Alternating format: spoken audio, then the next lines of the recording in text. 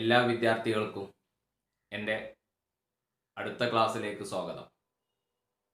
ഇന്ന് നമ്മൾ ചർച്ച ചെയ്യുന്നത് കോളിഗേറ്റീവ് പ്രോപ്പർട്ടീസിലെ അവസാന കോളിഗേറ്റീവ് പ്രോപ്പർട്ടിയായ ഓസ്മോട്ടിക് പ്രഷറിനെ കുറിച്ചാണ്. കഴിഞ്ഞ ക്ലാസ്സുകളിൽ നിങ്ങൾക്കറിയാം, നിങ്ങൾ കണ്ടിട്ടുണ്ട്, കേട്ടിട്ടുണ്ട്, പഠിച്ചിട്ടുമുണ്ടെന്ന് വിശ്വസിക്കുന്നു.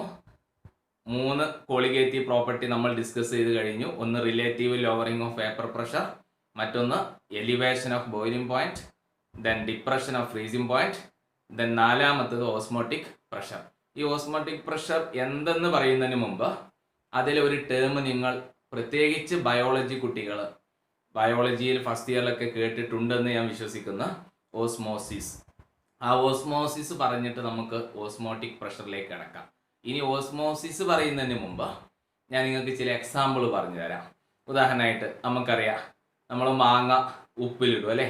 മാങ്ങ ഉപ്പിലിടുമ്പോൾ, ഉപ്പിലിടുക എന്ന് പറയുമ്പോൾ ഉപ്പ് മാത്രമല്ല കേട്ടോ ചേർക്കാറ്, ആണോ?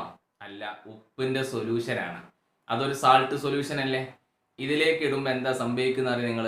ഈ മാങ്ങ ഒന്ന് ചുരുങ്ങുന്നത് കാണാൻ പറ്റും. കണ്ടിട്ടുണ്ടോ? ശ്രദ്ധിച്ചിട്ടില്ലെങ്കിൽ ഇനി ശ്രദ്ധിച്ചോളൂ. മാങ്ങയുടെ വലുപ്പം എന്ത് ചെയ്യും?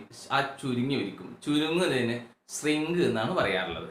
ഓക്കെ, ഇനി ഞാൻ അടുത്തൊരു എക്സ്പെരിമെന്റ് പറയാം. കോഴിമുട്ട, എഗ്ഗ്. ഈ എഗ്ഗിന്റെ ഔട്ടർ ഷെൽ, അതിന്റെ തൊലിയില്ലേ, അത് എങ്ങനെയാണ് നമ്മൾ ഒഴിവാക്കാൻ പറ്റുക? എങ്ങനെ? പുഴുങ്ങുക അല്ലേ. പുഴുങ്ങിയാൽ ശരിയാണ്, പെട്ടെന്ന് അതെന്ത് ചെയ്യും? വേവിച്ചാൽ അതിന്റെ തൊലി പോരും. അല്ലാണ്ട് ഒരു വഴിയുണ്ടോ? അത് ചൂടാക്കിയാൽ, ഈ പുഴുങ്ങുക എന്ന് പറയുമ്പോൾ എന്താ, അത് ചൂടാക്കുക എന്നുള്ള, അപ്പൊ അതിന്റെ പ്രോപ്പർട്ടി നഷ്ടപ്പെട്ടു. നിങ്ങൾ ഡീനാച്ചുറേഷൻ ഓഫ് പ്രോട്ടീൻ എന്നൊക്കെ കേട്ടിട്ടുണ്ടാവും അല്ലേ. അല്ലാണ്ട് എങ്ങനെ ഒഴിവാക്കുക അതിന്റെ ഔട്ടർ ഷെല്ല്? പറയാൻ പറ്റുമോ? ഇപ്പൊ പലരും ചിന്തിച്ചല്ലേ, എന്ത്, സുർക്കയിലിടുക. സത്യമാണ്, സുർക്കയിലിടുക. പക്ഷെ ഇതിന്റെ തൊലി കാൽസ്യം കാർബണേറ്റ് ആണല്ലോ മെയിനായിട്ട്. ഏറ്റവും നല്ല വഴി ഈ കാൽസ്യം കാർബണേറ്റ് മാത്രം അതിൽ നിന്ന് പോയി നമുക്ക് ആ എഗ്ഗ് അതുപോലെ ഔട്ടർ ഷെല്ല് ഒഴിവായി കിട്ടാൻ ഡൈല്യൂട്ട് ഹൈഡ്രോക്ലോറിക് ആസിഡിൽ നിങ്ങൾ മുക്കി വെക്കുക. അപ്പോൾ എങ്ങനെ ഔട്ടർ ഷെല്ല് റിമൂവ് ചെയ്യുക? ഡൈല്യൂട്ട് HCl ആഡ് ചെയ്തിട്ട് നമുക്ക് എന്ത് ചെയ്യാം? അതിന്റെ ഔട്ടർ ഷെല്ല് റിമൂവ് ചെയ്യും. ഇങ്ങനെ റിമൂവ് ചെയ്ത 2 എഗ്ഗ് എടുത്തോ. ഒന്ന്, 2ന്റെ ഔട്ടർ ഷെല്ല് റിമൂവ് ചെയ്യണേ.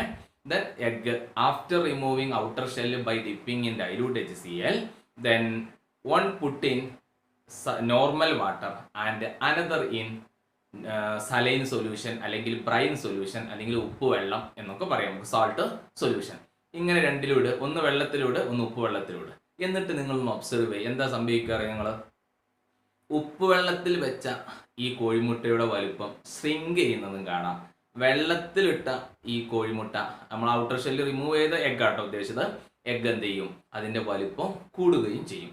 ഇതിനൊക്കെ കാരണം, ഇപ്പൊ ഞാൻ പറഞ്ഞു, ഒന്ന് കൂടും ഒന്ന് കുറയും. ഇനി മറ്റത് വാടിയ പൂവുകൾ വേണ്ട. വീട്ടുകളിലൊക്കെ പിന്നെ നമ്മൾ കേട്ടിട്ടുണ്ടാകും ചീരയുടെ അല്ലേ, ചീര കേട്ടില്ലേ. ഇപ്പൊ പിന്നെ എന്തായാലും ലോക്ക്ഡൗൺ ഒക്കെ ആയതുകൊണ്ട് പലരും തൊടികളിലേക്കും മറ്റൊക്കെ പോയി ഉള്ളതൊക്കെ പുല്ലൊഴിക ബാക്കിയൊക്കെ തിന്നേണ്ട അവസ്ഥ വരുമല്ലോ. അപ്പൊ എന്തായാലും എന്ത് ചെയ്യുക, ഈ ചീരകള്, ഇതിന്റെ ഇലകളൊക്കെ വീട്ടിൽ കൊണ്ടുവന്നൊക്കെ വാടൂലേ. അപ്പൊ അല്ലെങ്കിൽ പൂവുകൾ, ഇതൊക്കെ വാടും. നമ്മൾ വെള്ളം തെളിയിച്ചു കൊടുക്കൂലേ. തെളിയിച്ചു കൊടുത്താൽ അതെന്ത് ചെയ്യും? ഉഷാറായിട്ട് വരും അല്ലേ. അപ്പോൾ അതൊരു എക്സാമ്പിൾ. പിന്നെ മത്സ്യവും മറ്റൊക്കെ കേടുവരാതിരിക്കാൻ ഉപ്പിടൂലേ, ശ്രദ്ധിച്ചിട്ടുണ്ടോ? അതൊരു എക്സാമ്പിൾ. ഇങ്ങനെയുള്ള ഈ എക്സാമ്പിളുകളൊക്കെ ഓസ്മോസിസിന് എക്സാമ്പിളാണ്. ഓക്കെ, അപ്പൊ എന്താണ് ഓസ്മോസിസ് എന്ന് ഇവിടെ പറയേണ്ടത് നമുക്ക്? അതായത് നമ്മൾ ഫസ്റ്റ് എടുത്തല്ല, ഫസ്റ്റ് എക്സാമ്പിൾ എന്തായിരുന്നു? ഉപ്പിലിട്ട മാങ്ങ, അത് അവിടെ നിൽക്കട്ടെ. 2-മത്തെ എക്സാമ്പിൾ രണ്ടും വരുന്നുണ്ട്. അതായത് എഗ്ഗ് ഔട്ടർ ഷെല്ല് റിമൂവ് ചെയ്ത് സാധാ വെള്ളത്തിൽ സ്വെൽ എന്നാണ് വലുതാവുന്നതിന് പറയാം, ശ്രിങ്ക് എന്നാണ് ചെറുതാവുന്നതിന് പറയാം കേട്ടോ. അപ്പോൾ ഇത് സ്വെല്ല് ചെയ്യാനും ശ്രിങ്ക് ചെയ്യാനും കാരണം, നമ്മൾ വെള്ളത്തിൽ കോഴിമുട്ട ഇടുമ്പോൾ ഈ വെള്ളം എന്ന സോൾവെന്റ് ഈ എഗ്ഗിന്റെ ഉള്ളിലേക്ക് ഒരു മെമ്പറൈനിലൂടെ പ്രവേശിക്കും. അപ്പോൾ അതിന്റെ വലുപ്പം കൂടും. ഇനി തല തിരിച്ച് ഉപ്പിലിടുമ്പോൾ സംഭവം, ഉപ്പ് വെള്ളത്തിൽ ഇടുമ്പോൾ എന്ത് ചെയ്യുന്നു? ഉപ്പ് വെള്ളം എന്ന് പറയുമ്പോൾ ഉപ്പ് പ്ലസ് വെള്ളം ഒരു സൊല്യൂഷൻ അല്ലേ. തൊട്ട് മുമ്പ് സാധാ വെള്ളം സോൾവെന്റ് മാത്രമേ ഉണ്ടായിരുന്നുള്ളൂ. ഈ സോൾവെന്റ് ആണ് ഏതിലേക്ക് പ്രവേശിച്ചത്? ഔട്ടർ പിന്നെ എഗ്ഗിലേക്ക് പ്രവേശിച്ച് വലുതായത്. ഇനി ഉപ്പ് വെള്ളത്തിലിടുമ്പോൾ എന്താന്ന് വെച്ചാൽ ഇവിടെ ഉപ്പിന്റെ കോൺസെൻട്രേഷൻ കൂടുതലാണ്. ഉപ്പ് വെള്ളം എന്ന് പറയുമ്പോൾ ഉപ്പിന്റെ ടേസ്റ്റ് ഉണ്ടാവുമല്ലോ. അപ്പൊ എന്താ സംഭവിക്കാന്ന് വെച്ചാൽ ഈ എഗ്ഗിന്റെ ഉള്ളിലുള്ള സോൾവെന്റ് പുറത്തേക്ക് വരും. ഏതിലേക്ക്? ഈ സൊല്യൂഷനിലേക്ക് പോകും. ഇങ്ങനെ ഒരു സെമി പെർമിയബിൾ മെംബ്രെയിനിലൂടെ SPM എന്ന് പറയും. മെംബ്രെയിനിലൂടെ ഒരു സോൾവെന്റിന്റെ സ്പോണ്ടേനിയസ് ഫ്ലോക്ക് നമ്മൾ വിളിക്കുന്ന പേരാണ് osmosis. Osmosis is the spontaneous flow of a solvent through a semi permeable membrane. ഒന്നുകൂടി ഉഷാറായി വേണമെങ്കിൽ ഇങ്ങനെ പറയാം, it is the spontaneous flow of a solvent molecule to solution side from solvent side, സോൾവെന്റിൽ നിന്ന് സൊല്യൂഷൻ സൈഡിലേക്ക് ത്രൂ SPM. SPM എന്ന് പറഞ്ഞാൽ സെമി പെർമിയബിൾ മെംബ്രെയിൻ. വീണ്ടും വേണമെങ്കിൽ ഒന്നും കൂടി പറയാം, ഏത് ഇഷ്ടമുള്ള ഡെഫിനിഷൻ സ്വീകരിക്കാവുന്നതാണ്. വേറെ മൂന്നാമത്തെ ഡെഫിനിഷൻ വേണമെങ്കിൽ പറയാം, ഡൈല്യൂട്ട് സൊല്യൂഷനിൽ നിന്ന് കോൺസെൻട്രേറ്റഡ് സൊല്യൂഷനിലേക്കുള്ള സോൾവെന്റിന്റെ സ്പോണ്ടേനിയസ് ഫ്ലോ ഏതിലൂടെ? SPM-ലൂടെ. ഇതിനൊക്കെ നമുക്ക് എന്ത് പേര് വിളിക്കാം? ഓസ്മോസിസ് എന്ന് വിളിക്കാം. ഇവിടെ ചില ആളുകൾക്ക് സംശയം വന്നിട്ടുണ്ടാവും, ബയോളജിയിലെ ഹൈ കോൺസെൻട്രേഷൻ, അതായത് ഡൈല്യൂട്ട് അല്ല കോൺസെൻട്രേറ്റഡ് സൊല്യൂഷനിൽ നിന്ന് ഡൈല്യൂട്ടിലേക്ക് എന്ന് പറഞ്ഞോ എന്നൊരു സംശയം ചില ആൾക്ക് വന്നിട്ടുണ്ടാവും. അതിന് കാരണം ബയോളജിക്കാര് കോൺസെൻട്രേറ്റഡ് സൊല്യൂഷൻ എന്നൊന്ന് ഉദ്ദേശിക്കുന്നത് വെള്ളം കൂടുതലുള്ള സൊല്യൂഷൻ എന്നാണ് അവിടെ ഹൈ കോൺസെൻട്രേഷൻ എന്ന് ഉദ്ദേശിച്ചത്. വാട്ടറിന്റെ അളവ് കൂടുമ്പോൾ നമ്മളെ കേസിൽ അത് ഡൈല്യൂട്ട് സൊല്യൂഷൻ ആണ് അല്ലേ? കാരണം എന്താ, ഒരു സ്പൂണ് പഞ്ചസാര 1 ലിറ്റർ വെള്ളം മധുരം ഉണ്ടാവുമോ? ഇല്ലല്ലോ. കാരണം എന്താ, വെള്ളം കൂടുതൽ. അപ്പം നമ്മളത് ഡൈല്യൂട്ട് സൊല്യൂഷനാണ്. അപ്പൊ അവര് high concentration to low concentration എന്ന് പറഞ്ഞാൽ തെറ്റില്ല. വാട്ടർ കൂടിയ സ്ഥലത്ത് നിന്ന് കുറഞ്ഞ സ്ഥലത്തേക്ക് അവർ ഉദ്ദേശിച്ചു. നമ്മളും അങ്ങനെ തന്നെ ഡൈല്യൂട്ട് സൊല്യൂഷൻ കോൺസെൻട്രേറ്റഡ് സൊല്യൂഷൻ, അങ്ങനെ ഒരു ക്ലാരിഫിക്കേഷന് വേണ്ടി ചെയ്തതാണ്. ദെൻ അപ്പോൾ മനസ്സിലായില്ലേ ഓസ്മോസിസ്?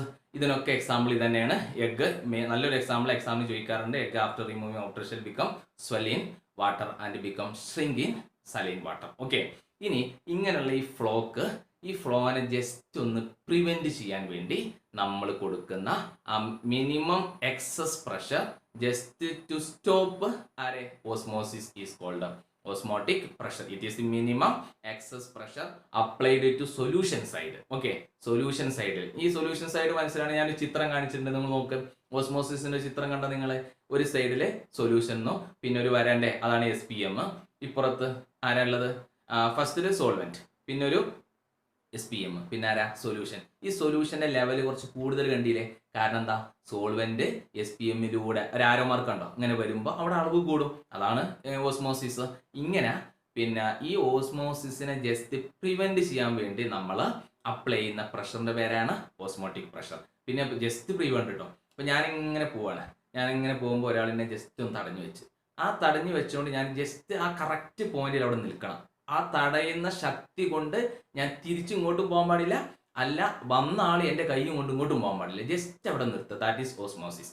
ഇനി ഞാൻ അപ്ലൈ ചെയ്ത പ്രഷർ എൻ്റെ കൈ കൊണ്ട് വന്ന ആൾ റിവേഴ്സ് ഗിയറിൽ പിറകോട്ട് പോയി എന്ന് കൂട്ടിക്കോ, എന്താ സംഭവിക്കുക? ഞാൻ ഓസ്മോട്ടിക് പ്രഷറിനേക്കാൾ ഒരു ഹൈ പ്രഷർ അപ്ലൈ ചെയ്തു. അതായത് when we apply a pressure greater than osmotic പ്രഷറിനെ ജസ്റ്റ് അവിടെ നിൽക്കും ആൾ കേട്ടോ.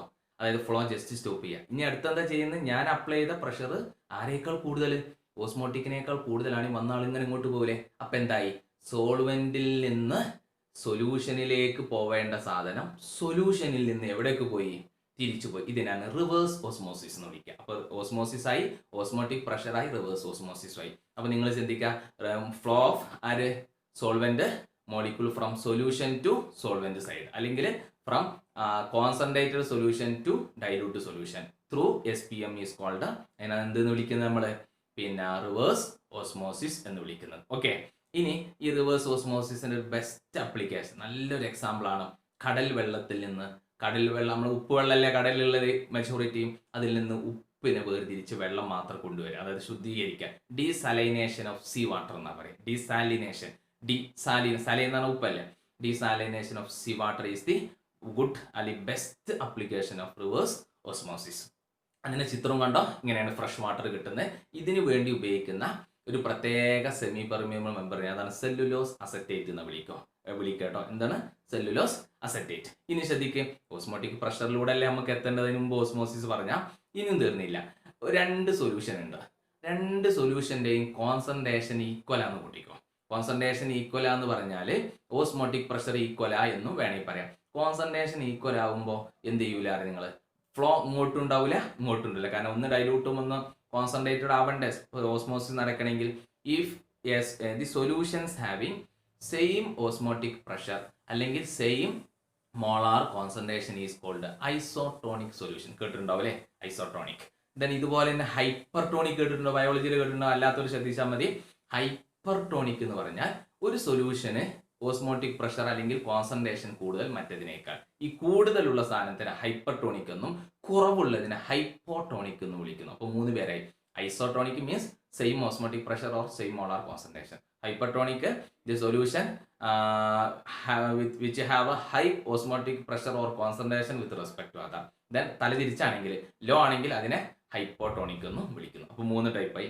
ഈ ഹൈസോട്ടോണിക് നാച്ചർ ഉള്ളത് കൊണ്ടാണ് നിങ്ങൾ ശ്രദ്ധിക്കേണ്ട അടുത്തൊരു പോയിന്റ് ആണ്.